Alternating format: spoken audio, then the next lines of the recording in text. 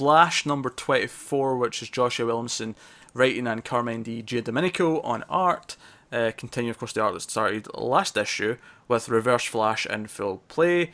We started similar to last issue with a little bit of future stuff in this museum, which we know from last issue was the things have changed and like Reverse Flash is also seen as a hero or whatever, and a little bit of a tease of a negative Flash perhaps in the dialogue and the narration. Yeah. Not much to go on other than that, but so yeah, basically. Reverse Flash snapping Wally's legs repeatedly. It's like, oh, they're halfway through healing because you heal super quick. What if it happened if I broke it again? Oh, there's another snap. Yeah. Well, that was shades of Deathstroke at the first Teen Titans that Johns wrote when he shattered Bart's knee and gave the same kind of thing. Statement. There was like, well, your quick healing is going to prevent this from healing properly.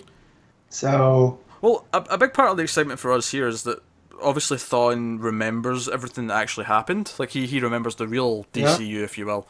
And I love that he's like, oh, what kind of Kid Flash are you? And one of the things he says is, are you the impulsive kind? Impulsive kind? Yeah. Or the kind trapped in the Mentor's shadow, which is Wally West. Like, even new Wally, you know? Yeah. And that's what made me think that, you know, maybe Bart Allen still is in play, because why would Williamson seed that, you know? Unless he's being a right dick and he's going, hey, look, we all know this was a thing, but, you know, not anymore. Or is it a reminder? Is it reminding people who know about Impulse? Just keep that in mind. Maybe relevant soon. Yeah. Kind of thing. Timing, that's what I mean. So... But so he's brutal. He even he finds out Iris doesn't know about Barry being the Flash and has these little quips. He's proper evil. I love that they're not holding back and just how much of an evil dick Thawne is. It's kind of glorious.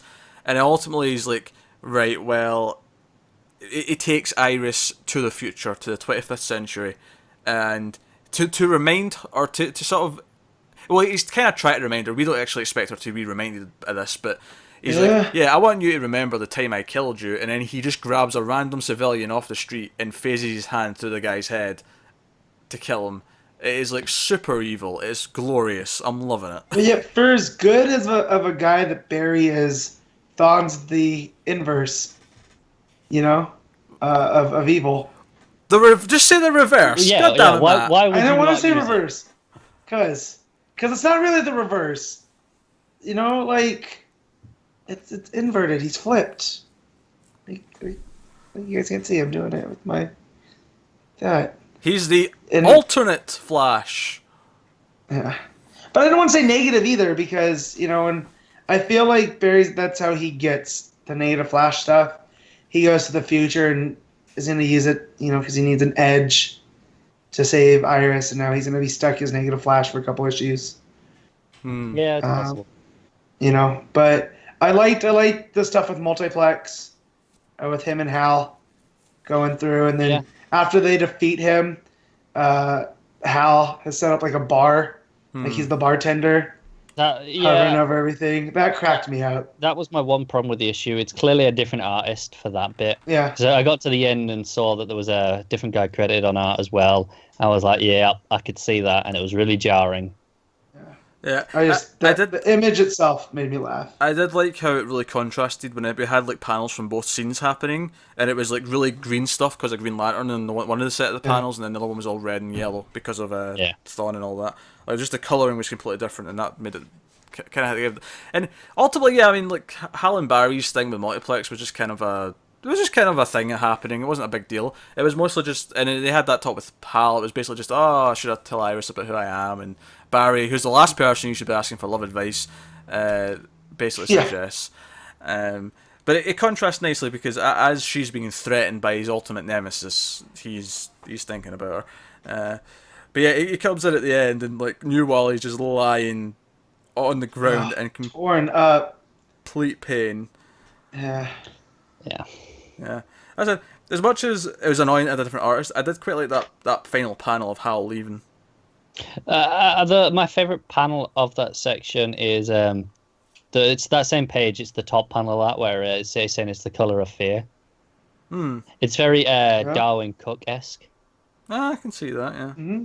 But it's like the art itself is nice. It was really jarring when it just swapped to it. Yeah, I agree because it's not even just that. It's the rest of the books. Well, it's not the rest. Once we go to the future, it's back to Domenico.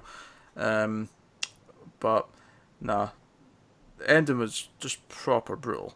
And obviously he's teasing what actually happened to Iris in the original timeline where she died. I mean, obviously she came back, but she did get killed by Thawne in the original timeline. So teasing all this, him knowing all this and using it to threaten people is really fun. And I really, really like that they're not holding back on his just outright evil. It's great. Yeah, it's fun. Oh, and there's stakes. It feels like, oh no, he might actually end up killing everyone. I mean, he won't probably, because I'm not expecting deaths. Yeah. But he could. Yeah. I can definitely see this playing into the Deathstroke story with Wally. You know, like, he was just trying to protect his aunt, and Barry wasn't there because he was off doing whatever. And so he's going to go with Deathstroke. That's why Deathstroke appeals to him more. Because Deathstroke gets stuff done. Maybe he's going, Barry's not training me quick enough. Exactly. I'm going to go to someone else. Yep. No, I concur.